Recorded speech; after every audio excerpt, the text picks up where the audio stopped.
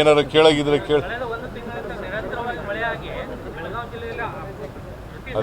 ಅದಕ್ಕೆ ಮಳೆಯಲ್ಲಾಗಿರ್ತಕ್ಕಂಥ ತೊಂದರೆಗಳನ್ನು ನೋಡ್ಲಿಕ್ಕೆ, ಜನರಿಗಾಗಿರ್ತಕ್ಕಂಥ ತೊಂದರೆಗಳನ್ನು ನೋಡಲಿಕ್ಕೋಸ್ಕರನೇ ಬಂದಿರತಕ್ಕಂಥದ್ದು. ಈಗಾಗಲೇ ಕರ್ನಾಟಕದಲ್ಲಿ ಮೈಸೂರು, ಕೊಡಗು, ಹಾಸನ, ಇವತ್ತು ಬೆಳಗಾಂ ಎಲ್ಲ ಕಡೆ ಹೋಗ್ತಾ ಇದ್ದೀನಿ.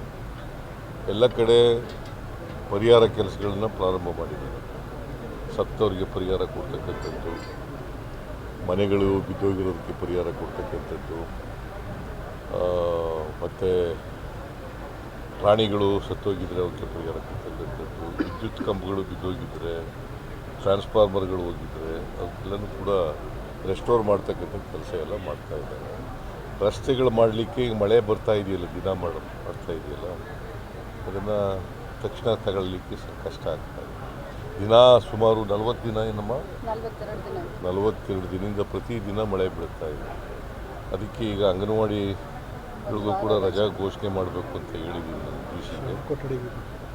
ಶಾಲೆ ಕೊಠಡಿಗೆ ಆಮೇಲೆ ಶಾಲೆಗಳಿಗೆ 10 ದಿನ ರಜಾ ಕೊಟ್ಟಿತ್ತು. ಇನ್ನೂ ಅಗತ್ಯ ಬಿದ್ದರೆ ಇನ್ನೂ ಮಾಡ್ತೇವೆ. ಮತ್ತು ಮುಂದಿನ ವಾರ ಹೆಚ್ಚು ಮಳೆ ಬರತಕ್ಕಂಥದ್ದು ಹವಾಮಾನ ಮುನ್ಸೂಚನೆ ಪ್ರಕಾರ ಮಳೆ ಬರ್ತಕ್ಕಂಥದ್ದಿದೆ. ಅದಕ್ಕೆ ಎಲ್ಲ ರೆವಿನ್ಯೂ ಡಿಪಾರ್ಟ್ಮೆಂಟ್ಗೂ,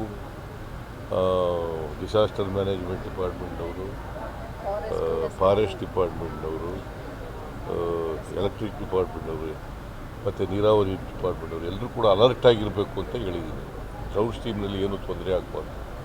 ಸರ್, ಬೆಳಗಾವಿ ಜಿಲ್ಲೆ ಖಾನಾಪುರ, ಬೆಳಗಾವಿ ಗ್ರಾಮೀಣ ಮತ್ತು ಗೋಕಾಕಲ್ಲಿ ಪ್ರತಿ ಸಾರಿ ಮಳೆ ಬಂದಾಗ ಅನೇಕ ಹಳ್ಳಿಗಳ ಮುಳುಗಡೆ ಅವಕ್ಕೇನು ಶಾಶ್ವತ ಪರಿಹಾರ ಎಲ್ಲರ ಸ್ಥಳಾಂತರಗೊಳಿಸುವಂತ. ಅಲ್ಲ, ಈ ಸಾರಿ ಯೋಚನೆ ಮಾಡ್ತೀವಿ, ಶಾಶ್ವತ ಎಲ್ಲೆಲ್ಲಿ ಪರಿಹಾರ ಮಾಡಲಿಕ್ಕೆ ಸಾಧ್ಯ ಆಗ್ತದೆ ಅಲ್ಲಿ ಪರಿಹಾರ ಮಾಡಲ್ಲ. ಜನರುಗಳು ಕೂಡ ಕೋಆಪ್ರೇಟ್ ಮಾಡಬೇಕು.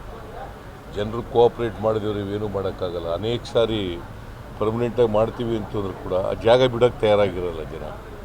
ಸೊ ಅದರಿಂದ ಜನರ ಕೋಆಪ್ರೇಷನ್ನು ಮೇಲೆ ಮಾಡ್ತೀವಿ.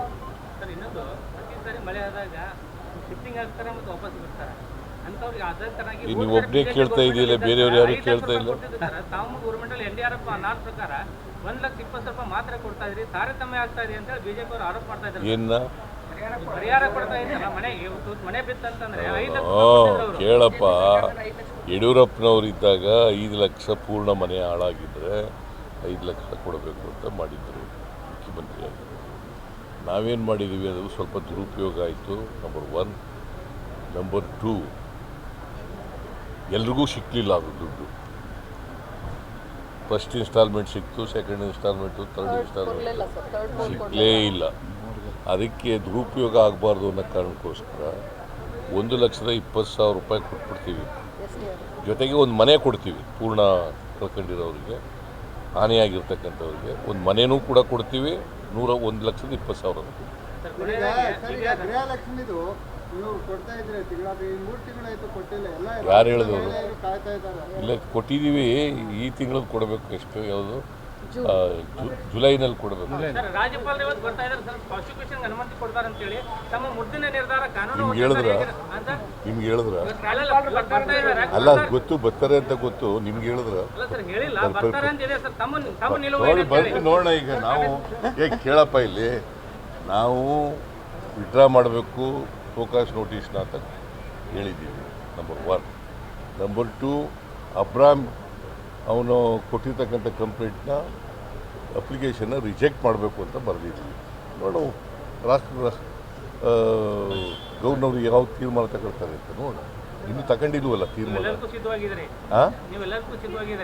ಲೀಗಲ್ಲಾಗಿ ಫೈಟ್ ಮಾಡೋಕ್ಕೆ ತಯಾರಾಗಿದ್ದೀವಿ. ಎಲ್ಲಕ್ಕೂ ಸಿದ್ಧ ಅಂತಂದರೆ ಏನಾಗಂದ್ರೆ ವಾಟ್ ಯು ಮೀನ್ ಬೈ ಎಲ್ಲಕ್ಕೂ ಸಿದ್ಧ? Both legally and politically we will fight. If you like this video, ಬೇಗ ಲೈಕ್ ಮಾಡಿ, ಕಾಮೆಂಟ್ ಮಾಡಿ, ಶೇರ್ ಮಾಡಿ ಹಾಗೂ ಯೋಯೋ ಟಿವಿ ಕನ್ನಡವನ್ನು ಸಬ್ಸ್ಕ್ರೈಬ್ ಮಾಡಿ.